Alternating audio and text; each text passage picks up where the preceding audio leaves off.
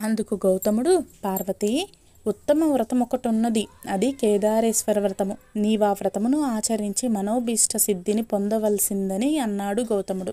వ్రత విధానమును వివరించమని పార్వతీదేవి గౌతముణ్ణి కోరింది. జగజ్జనని, ఈ వ్రతాన్ని ఆశ్వయుజ మాసంలో శుక్లపక్షంలో అష్టమి యందు ఆచరించాలి.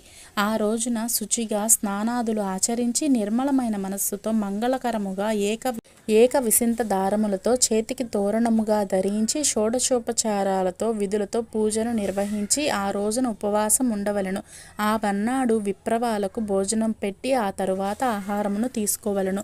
ఇలా వ్రతము ఆరంభించిన నాటి నుండి అమావాస్య వరకు పూజాక్రమములో కేదారేశ్వరుని ఆరాధించవలను. ధాన్యరాశిని పోసి అందుకు పూర్ణ కుంభము నుంచి 21 పర్యాయాలు సూత్రమును చుట్టి పట్టు వస్త్రముతో దానిని కప్పి ఉంచి నవరత్నములను గాని సువర్ణమును గాని ఉంచి